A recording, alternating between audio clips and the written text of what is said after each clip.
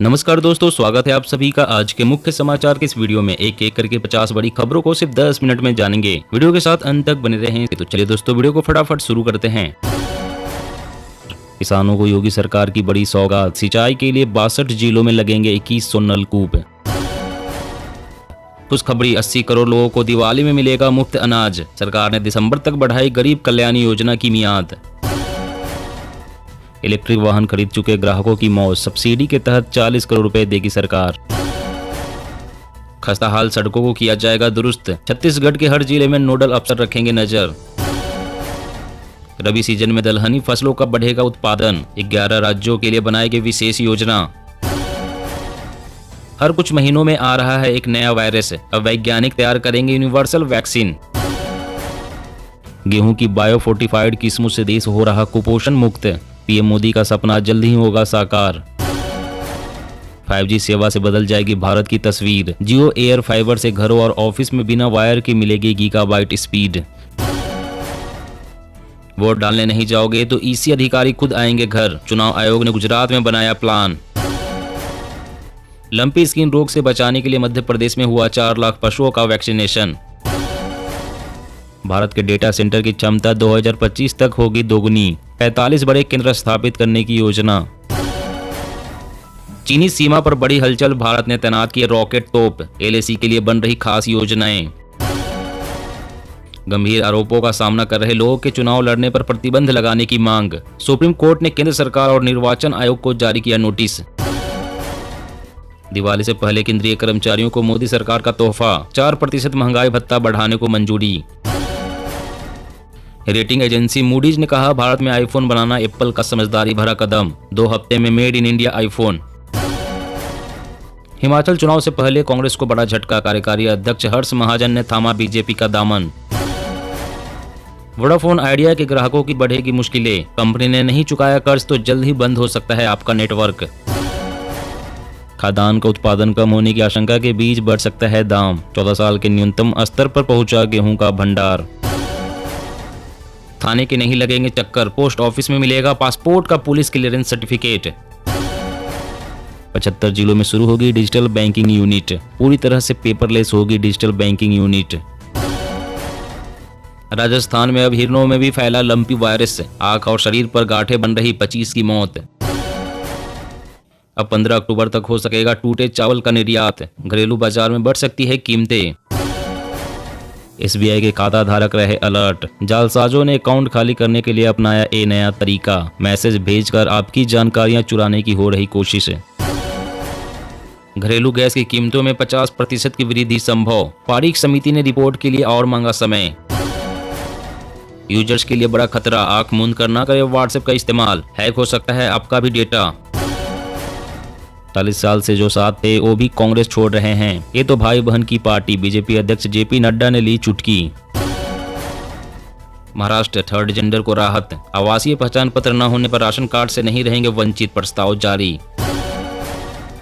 CM मान बोले पंजाब में बनाए जाएंगे world class hospital, 16 medical college का है लक्ष्य।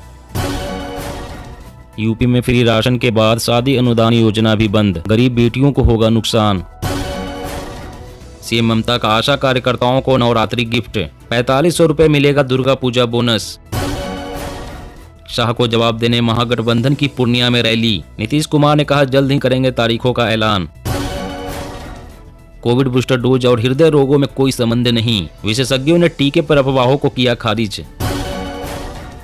महाराष्ट्र में ठाकरे शिंदे गुट की लड़ाई पर सुनवाई फिर आगे सरकी, SC ने दी अब 1 नवंबर की तारीख।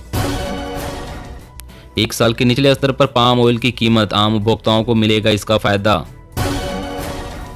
सोलर एनर्जी से पूरी होगी कृषि क्षेत्र में बिजली की मांग, किसानों के खर्च में आएगी कमी। ममता सरकार को झटका, हाईकोर्ट ने खारिज की दुआरे राशन योजना, बताया गैर कानूनी। RBI रेपो रेट में 50 बेसिक पॉइंट की कर सकता है बढ़ोतरी, बैठक में करेगा फैसला, आम आदमी पर पड़ेगा महंगाई का बोझ। मिड डे मील पर योगी सरकार खर्च कर रही है करोड़ों, फिर भी परोसा जा रहा नमक चावल। क्रांति की संभावनाएं जगाता है नैनो उर्वरक, बढ़ेगी किसानों की आय और घटेगी खेती की लागत। 2026 तक प्रदूषण वाले कण 40% तक होंगे कम, 132 शहरों का होगा सर्वेक्षण। तमिलनाडु में मंदिरों को नियंत्रण में लेने के कानून पर राज्य सरकार को एससी की नोटिस। मंदिरों में पुजारी नियुक्त करने पर रोक।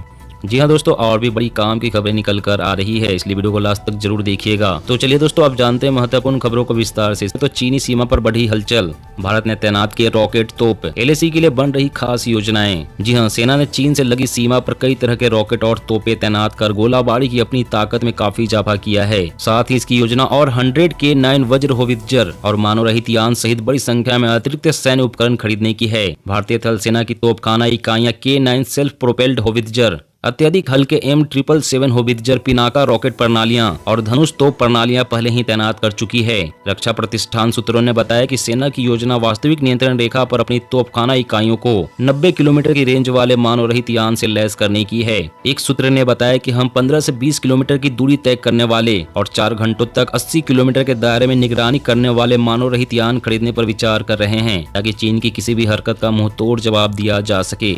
और अगली बड़ी खबर की बात करें तो एग्रीकल्चर ड्रोन आसान करेगा किसानों का काम। अब 1 एकड़ के छिड़काव में लगेंगे सिर्फ 7 मिनट। जी हां, आने वाले दिनों में कृषि क्षेत्र में ड्रोन की जरूरत बढ़ेगी। इसने किसानों का काम आसान कर दिया है। इसके जरिए कीटनाशकों का छिड़काव और बुआई काफी आसान हो गई है।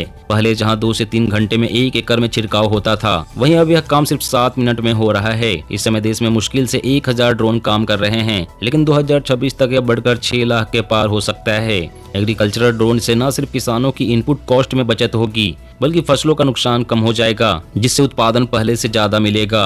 खुशखबरी, 80 करोड़ लोगों को दिवाली में मिलेगा मुफ्त अनाज। सरकार ने दिसंबर तक बढ़ाई गरीब कल्याण योजना की मियाद। जी हां, मोदी सरकार ने देश की 80 करोड़ जनता को दिवाली से पहले बड़ा तोहफा दे दिया है। सरकार ने मुफ्त अनाज योजना की अवधि 3 महीने और बढ़ाने का फैसला किया है। केंद्रीय कैबिनेट की बैठक में कहा गया है कि योजना को इस साल दिसंबर तक बढ़ाया जा रहा है। दरअसल खाद्य मंत्रालय ने मुफ्त अनाज योजना की अवधि 3 महीने का प्रस्ताव दिया था, जिस पर मंथन किया गया और योजना की अवधि दिसंबर तक बढ़ाने का फैसला ले लिया गया है। इसके तहत देश के करीब 80 करोड़ जनता को चावल या गेहूं दिया जाता है। हालांकि योजना के चलते सरकार पर सालाना 1.44 लाख करोड़ रुपए का बोझ आता है। योजना का दायरा बढ़ाए जाने के बाद सरकार पर इसका कुल बोझ बढ़कर 3.5 लाख करोड़ रुपए पहुंच गया है। और अगली बड़ी खबर की बात करें तो रबी सीजन में दलहनी फसलों का बढ़ेगा उत्पादन। 11 राज्यों के लिए बनाएगी विशेष योजना। जी हां, खरीफ सीजन अपने पीक पर है, जिसके तहत इन दिनों खरीफ सीजन की मुख्य फसल धान समेत अन्य फसलों की निराई गुड़ाई जारी है।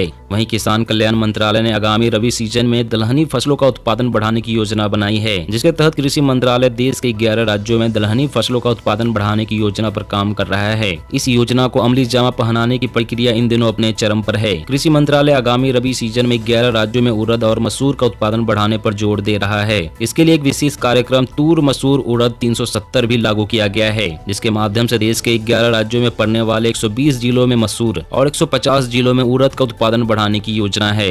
दोस्तों, आज की खबरों में बस इतना ही। इसी तरह हर रोज काम की खबरें जानने के लिए आप हमेशा हमारे साथ जुड़े रहें। हमारे साथ जुड़ने के लिए वीडियो के नीचे दिए गए इस लाल रंग के सब्सक्राइब बटन को दबाएं और साथ ही इस घंटी को भी दबाएं, ताकि आपको हर खबर की सटीक जानकारी मिल सके। जय हिंद, जय भारत, धन्यवाद।